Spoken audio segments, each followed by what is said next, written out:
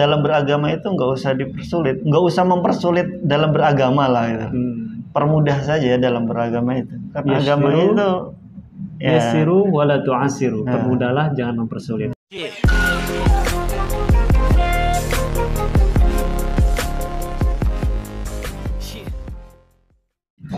Assalamualaikum warahmatullahi wabarakatuh. Waalaikumsalam warahmatullahi wabarakatuh. Oke, kembali lagi di channel Batas Radikal dan Bina Damai Indonesia. Ini dua channel yang sudah sering berkolaborasi membicarakan isu-isu yang sedang hangat di negeri kita, khususnya terkait tentang isu-isu keagamaan.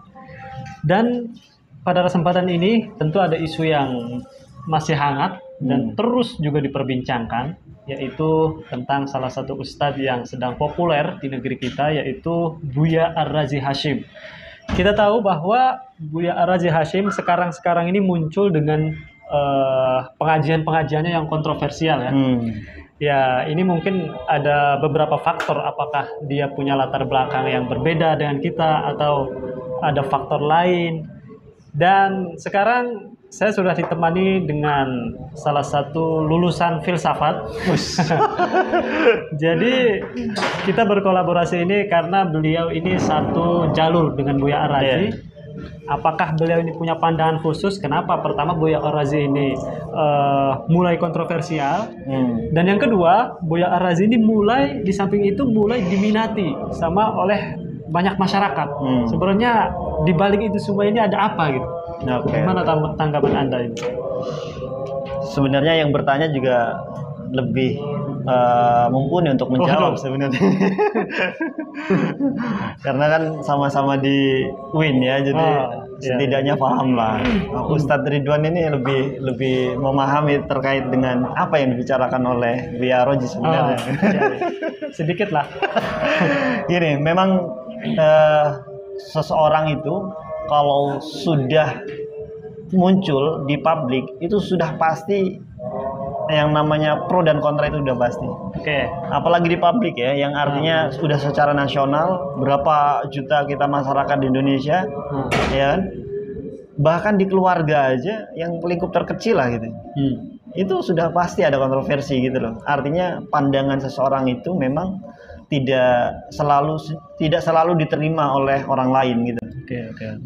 Gitu lah, itu udah wajar sebenarnya. Jadi pertama poinnya adalah perbedaan pendapat ya? Ya, perbedaan pendapat. Nah, tinggal di dalam dunia filsafat itu kan, seperti yang dialami oleh Ar-Razi, bahwa tentu ada world view gitu loh, yang didapat. World view itu seperti apa sih? Setiap orang itu kan mempunyai world view sendiri itu. Nah, world view itulah yang akan melihat sesuatu itu dari situ, tergantung worldview-nya seperti apa gitu, maka seperti itulah pandangannya begitu. Nah, lingkup tentu saja worldview itu juga dipengaruhi oleh bacaan, oleh lingkungan, oleh relasi begitu. Jadi semua itu pemikiran seseorang itu ya tergantung bagaimana ininya memperolehnya lah begitu loh. Memperolehnya itu tadi itu dari apa yang keseharian dia lakukan gitu loh. Termasuk keseharian dia apa, lingkungan dia seperti apa gitu, guru-gurunya seperti apa. Ditambah Buya Ar-Razi ini kan isu terbaru yang lagi kontroversial adalah memaknai la ilaha illallah itu dengan artian apapun yang disembah di dunia ini terserah, tapi pada intinya yang disembah itu adalah Tuhan gitu. Allah Subhanahu wa taala. Nah, saya kira ini sudah benar-benar nyerepet ke akidah ya. Nah, apakah dia ngomong seperti ini belum selesai, ataukah memang dia punya prinsip sendiri terkait dengan memaknai la ilaha illallah di kajiannya sendiri atau bagaimana gitu? Begini sih, kalau menurut saya ya, orang yang mengkritik Ar-Razi ini, termasuk saya sendiri sebenarnya mengkritisi dia. Dalam hal satu frame gitu loh, satu dimensi, sedangkan dalam dimensi lain tidak begitu loh. Artinya pemikiran atau apa yang dikatakan oleh Buya Ar-Razi ini yaitu hanya secuil gitu loh, sepotong yang dia ungkapkan gitu loh. Kalau diungkap belum lengkap. Kalau diungkap lebih dalam lagi, apalagi makna la ilaha illallah itu menurut filsafat misalnya, menurut teologi misalnya, teologinya siapa misalnya, menurut dari ilmu tasawuf siapa, tasawuf falsafi misalnya. Nah, itu banyak. Nah, yang diungkapkan oleh Ar-Razi ini, saya sebagai orang yang pernah belajar filsafat lah gitu ya, se-alma mater dengan Buya Ar-Razi, itu yang diungkapkan selama ini sebenarnya ingin memfilsafatkan atau ingin melogikakan tasawuf gitu loh. Nah, dalam traktat kita disebut tasawuf falsafi begitu loh. Yang diungkapkan oleh Al-Jili, Ibnu Arabi gitu loh. Bahkan misalnya Al-Farabi gitu loh. Nah, makanya konsep-konsep yang tadi itu pada hakikatnya semua yang disembah oleh manusia ini atau dikerucutkan lagi disembah oleh seorang muslim ini pada hakikatnya ya itu Allah gitu. Tuhan. Nah, itu kalau diturut itu ada di dalam filsafat Al-Farabi misalnya. Ada di yang dengan imanensi lah kalau bahasa filsafat ininya.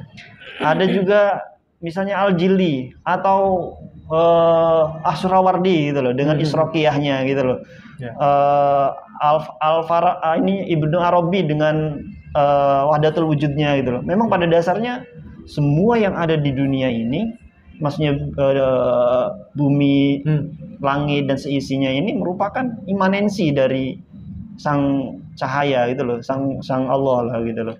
Jadi intinya Buya Ar-Razi menjelaskan ke ruang publik ini tidak lengkap. Dia hanya menjelaskan sekilas saja ya, kutipan-kutipan seret-seret sehingga ketika dicerna oleh masyarakat yang belum masuk ke dunia ini, dia hanya tahu basic luarnya saja nih, cuplikan seluarnya. Oh, ini benar-benar tidak sesuai. Padahal ya secara secara rasional, keilmuan orang baru belajar agama pun nggak mungkin memahami seperti itu. Memang, apalagi kita melihatnya Buya Ar-Razi gitu kan. Memang ini sebenarnya ada baiknya dan ada tidak baiknya. Kenapa Buya Ar-Razi mengangkat ilmu-ilmu yang biasanya ada di kalangan intelektual saja atau di bangku-bangku kuliah saja, bangku kuliah pun kuliah yang sudah atas ya, S2 gitu, S3 gitu, dibawa ke ranah umum. Ini memang satu ada baiknya, biar orang lebih mengenal itu, masyarakat lebih mengenal apa sih filsafat itu gitu, apa sih tasawuf itu, biar orang lebih tahu gitu, lebih terbuka, lebih mengetahui gitu. Dan yang tidak baiknya memang ketika ilmu-ilmu ini dibawa ke ranah umum, ya banyak orang yang tidak salah paham, yang tidak memahami secara utuh begitu loh. Akhirnya salah paham gitu loh. Salah menangkap lah begitu loh. Karena memang ini ilmu tidak biasa gitu. Tapi saya percaya Ustadz Ridwan, kalau hal ini terus diteruskan, kalau hal semacam ini terus digaungkan di publik, saya yakin lambat laun orang akan paham gitu. Seperti halnya yang dibawa oleh si ini, yang dari Jogja itu siapa, guru filsafat? Fahru Razi. Kalau tidak salah Fahrudin Ar-Razi. Fahrudin. Nah, itu dia membawa filsafat itu, filsafat Islam, filsafat Hindu, filsafat Barat itu di masjid gitu loh. Kajiannya itu di masjid dan itu ditayangkan di radio gitu loh, di YouTube juga kalau sekarang ini gitu. Itu akhirnya banyak juga yang menyukai gitu loh. Apalagi pembawaannya memang lebih ringan, karena filsafat ataupun tasawuf itu sebenarnya bukan ilmu yang susah gitu loh, bukan. Dalam keseharian kita ini semuanya sudah berfilsafat, sudah berspiritual, sudah bertasawuf gitu loh. Makanya ada istilah tasawuf modern, ada istilah tasawuf kota misalnya gitu. Tasawuf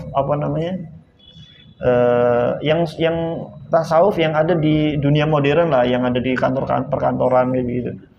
Sebenarnya begitu. Jadi pada intinya awalnya memang kajian Buya Ar-Razi ini khusus buat orang-orang tertentu aja ya. Cuman karena beliau ini sudah waktunya lah menyampaikan ke ruang publik agar masyarakat luas juga mengetahui pada hakikatnya filsafat itu seperti apa. Nah, mulai pelan-pelan beliau menyampaikan. Mulai menyampaikan ya, walaupun banyak sekali yang menentang, banyak sekali yang salah paham dengan kutipan-kutipannya ya. Bukan karena beliau menyampaikan tidak secara utuh. Betul. Dari A sampai Z paling yang dikutipkan tengah-tengahnya doang gitu. Jadi ya seperti sekarang lah banyak yang menentang. Wajar sih, karena kan ya dunia sekarang kan dunia global ya, jadi apapun cepat cepat menyebarnya gitu loh. Nah, memang banyak yang mengkritik, menyayangkan kenapa kajian-kajian seperti ini, kajian-kajian filsafat, tasawuf yang masuk ke ranah hal intim sebenarnya, intim terhadap ketuhanan itu dibawa ke publik. Itu menurut para intelektual pun ataupun menurut para habib pun, yaitu bukan tempatnya gitu. Harusnya ya tempat tertentu ya, yang tidak disiarkan orang khusus. Artinya tidak di syuting untuk YouTube, tidak untuk apapun lah, nggak masuk ke medsos gitu loh. Harusnya memang begitu gitu loh. Tetapi kan zaman sekarang ya sudah waktunya gitu loh. Sudah waktunya ini diperkenalkan ke masyarakat umum gitu loh. Sudah waktunya yang namanya filsafat, tasawuf, teologi ataupun akidah itu diperkenalkan ke orang gitu loh. Jangan Wahabi mulu yang memperkenalkan teologinya, memperkenalkan fikihnya gitu loh. Akhirnya ya karena banyaknya mereka orang-orang Wahabi ini yang terus membuat video, membuat konten gitu loh. Di sosmed di mana-mana mereka masuk bebas, akhirnya yang diterima masyarakat ya begitu. Pemikiran yang cuprot, pemikiran yang dangkal itu gitu loh. Oke, nanti kita buat sesi khusus tentang Wahabi ya. Kita buat kesimpulan dulu di sesi pertama ini. Jadi memang pada intinya Buya Ar-Razi seharusnya ya, dan ini memang lebih baik lah menyampaikan hal-hal yang bersifat sensitif itu disampaikan di ruang tertentu, ruang kajian-kajian khusus sehingga tidak dikonsumsi oleh ruang publik yang akhirnya menimbulkan kontroversi. Walaupun ke depan ya mungkin masyarakat juga akan lebih cerdas dengan mempelajarinya, dengan kepo lah ya, mengulik kembali apa yang disampaikan, akhirnya akan terbuka. Saya sih optimis, artinya filsafat itu ke depan akan lebih mencerahkan lah. Ya akan dunia, saya yakin dunia itu lebih lebih enlightenment, lebih terang lagi dengan adanya filsafat gitu loh. Seperti itu, karena mau bagaimanapun ilmu filsafat itu bukan ilmu eksklusif. Bukan ilmu yang harus dijauhi, justru ilmu yang harus dipahami gitu. Wah iya itu Wahabi mah bukan hanya filsafat, tasawuf juga emang diharamkan begitu loh. Memang orang-orang nggak tahu diri mereka itu. Oke, sekarang langsung kesimpulan. Jadi intinya adalah kesimpulannya kalau menurut saya gitu loh. Selaku orang filsafat itu harus diambil, jangan dijauhi. Kita harus mengambil ilmu filsafat karena semua kehidupan kita itu semuanya berfilsafat gitu loh. Kalau kita sudah memahami ilmu filsafat, memahami bagaimana memperoleh ilmu pengetahuan, apa itu pengetahuan dan untuk apa pengetahuan itu, maka kita hidupnya ya akan lebih tenang gitu loh. Apalagi filsafat itu digabungkan dengan ilmu tasawuf. Digabungkan dengan teologi seperti yang diambil oleh Ar-Razi gitu loh. Itu akan lebih tenang lagi gitu loh. Karena pengetahuannya lebih banyak ininya, lebih banyak sumbernya gitu loh. Lebih banyak pintunya gitu. Jadi ya masalah ini bisa dijawab ini, masalahnya dijawab ini gitu loh. Jadi semua ada jawabannya, jadi akhirnya kita itu sebagai manusia, sebagai makhluk Allah, hamba Allah ya nggak mempermasalahkan itu, semuanya ada kok gitu loh. Semuanya itu ilmu Allah gitu loh. Walaupun yang diketahui kita jelas dalam Al-Quran hanya secuil gitu loh. Tapi secuilnya Allah itu seperti apa? Secuil yang dikatakan Allah itu, apakah secuil yang dikatakan Allah itu menurut kita? Apakah versinya Allah? Kalau versinya Allah jelas lebih besar dari gitu kan itu. Oke, itulah kesimpulan yang sudah disampaikan oleh itu kesimpulannya. itu sementara gitu, itu sementara oleh pakar filsafatnya. Kita lain kali nanti akan mengkaji kalimat la ilaha illallah itu. Boleh, kita nanti akan buat sesi khusus tentang definisi ataupun perkembangan daripada la ilaha illallah. Sebenarnya Buya Ar-Razi ngomong seperti itu tuh ada benernya atau memang fatal, salah gitu ya? Oh itu kalau jelas benar gitu loh, benar menurut versi tertentu, salah menurut versi lain. Nah itu tergantung pandangannya, tinggal mengkonfrontasi aja begitu loh. Begitu saja, nggak usah di dalam dunia akademis itu ya nggak usah nggak usah gondok-gondokan lah. Yang penting pengetahuan dijawab dengan pengetahuan gitu loh. Ilmiah lah. Ilmiah dijawab dengan ilmiah begitu. Nggak usah pakai gondok-gondokan, nggak usah pakai apalagi mengkafirkan gitu loh. Oh, itu nggak usah gitu loh. Jangan baper intinya ya. Apalagi kita beragama ini belum tentu kita semua ini masuk surga. Orang yang memperjuangkan atau menganggap orang lain kafir ya dia sendiri belum tentu masuk surga. Iya. Oh, Apalagi menganggap dirinya seperti panitia surga ya. Nggak usah dalam beragama itu nggak usah dipersulit, nggak usah mempersulit dalam beragama lah gitu. Permudah saja dalam beragama itu. Karena agama itu yasiru wala tu'asiru. Permudahlah, jangan mempersulit. Oke, itulah yang dapat kita sampaikan. Kita akan terus memberikan informasi penting terkait isu-isu keagamaan yang lagi hangat. Kurang dan lebihnya mohon maaf. Assalamualaikum warahmatullahi wabarakatuh.